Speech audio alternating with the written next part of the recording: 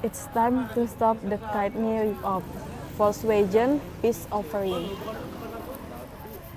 As the world's largest automaker, Volkswagen in some ways better resembles an army or a country than a mere corporation. Its flagship factory in Wolfsburg, Germany, a city built from scratch by the Nazis for the express purpose of manufacturing vast number of automobiles, spread over an expanse the size of Monaco, and products more than 3,000 vehicles every day. It is electrified by not one but two Volkswagen coal plants. It is fed by a 3,400-person Volkswagen catering brigade and a sausage-making operation so comprehensive it sells to supermarkets here and at more than 100 other factories worldwide. The company's 12 brand makes 355 models in millions of color and trim combinations, employing more than 600,000 people, which generates $284 billion in annual revenue.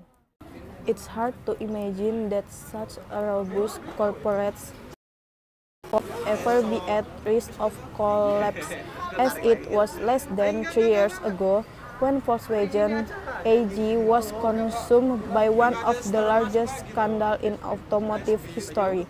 The revelation of a systematic effort to cheat on emission tests employs fraud software that made diesel cars appear cleaner than they were brought the company to its knees, and the career of its constantly chief executive officer, and started a 70 years repetition for engineering-led compliance. For a time, it looked like Volkswagen might not survive, at least not recognizable, a prospect so alarming in Germany that Chancellor Angela Merkel stepped into the damage control for what is arguably the country's most important industrial giant. And yet today, $30 billion in compensation and repair costs and 12 million effect vehicles later, Volkswagen is improbably back on the offensive. Last year, the Volkswagen portfolio of brands, including Audi, Porsche, and Bentley Comfortable, defends its global sales crown from a challenge by archival Toyota, in large part because revenue is surging in China. Volkswagen's profits and shares have largely recovered to pre-catastrophe levels. It's even growing again in the USA, a market its namesake brand considered abandoning. Consumers' willingness to forgive Volkswagen is remarkable given the enormity of its wrongdoing.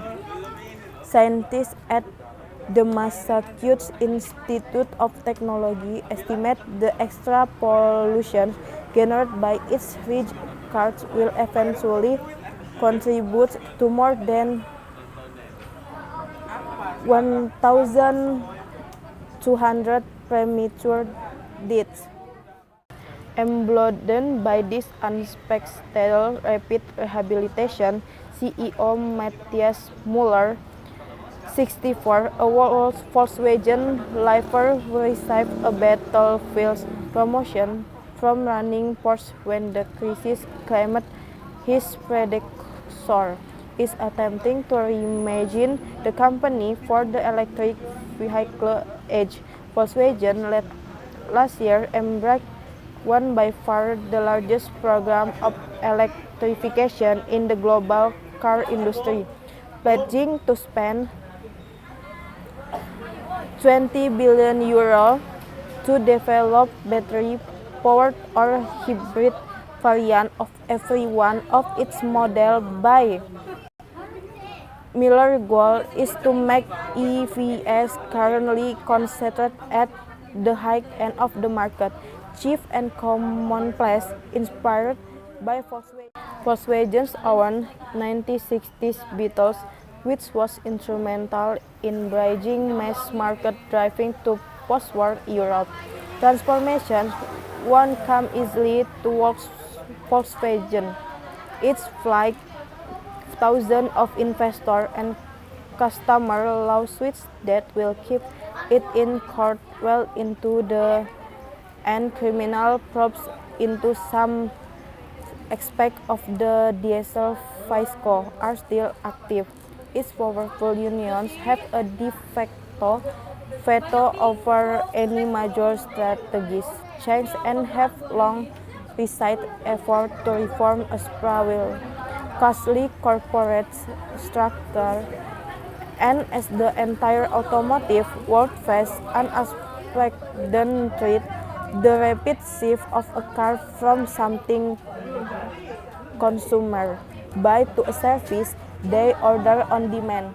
Probably on September 20, 2015, just after the USA Environmental Protection Agency accused Volkswagen of infringing software to make cars that generate 10 to 40 times the legal levels of smoke causing nitrogen oxide ever compliant with the rules. Its top executive gathered for an emergency meeting in Wolfsburg. Virtually everyone present was male and German, most of them engineers or scientists by training, not an ideal team to handle a dramatic public relations crisis playing out primarily across the Atlantic. As one of its first decisions, the group dispatched then CEO Martin Winterkorn to record a 2-minute apology video. It was a disaster. Standing in front of a wheel background in a Wolfsburg studio and speaking in stiff, staccato German and accent, Winterkorn said he still didn't know the full extent of what had happened, but described the cheating as a result of terrible mistakes made by only a few. The strained tone and clunky production brought to mind. For Mueller, it was a move from perhaps the best job in autos to the worst. He'd spent the previous 5 years as CEO of Porsche, delivering considerable profits and cultivating a reputation for cheerful informality, at least by the standards of German automotive executives, which soon such a join the Porsche pit crew at Le Mans. Ditching his usually suit for a mechanic's outfit. In his new job, he adopted graver tones. This crisis, he told a tense gathering of workers in Hangzhou-sized Wolfsburg production hall short after talking change. It's about the very core of our company and our identity. Volkswagen, he said later, was in for a painful process. The beginning of Mueller's tenure easily lived up to that warning. He didn't seem prepared for scrutiny. The German press lambasted him for turning up at Black the Ball in Leipzig and an auto race in Bahrain as the crisis deepens. Meanwhile, the list of models alleged to have used rigged software kept expanding, eventually including Porsche. Their ultimate exposure. The company also benefits from a Judge Charles Breyer of the USA District Court in Northern California, who guided the legal process in an uncommonly efficient manner. Another advance, the media spotlight rapidly shift to a more sensational story than sneaky firmware, namely the presidential campaign of Donald Trump.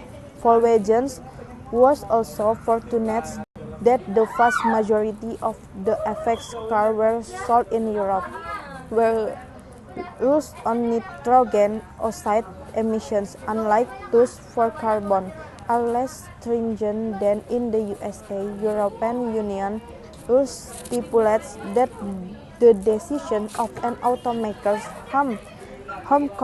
country regulator typically prevail across the 28-nation bloc, and in German, Merkel administration ruled that Volkswagen could simply modify the vehicles instead of forcing it to offer the buybacks and compensation that were required in the USA.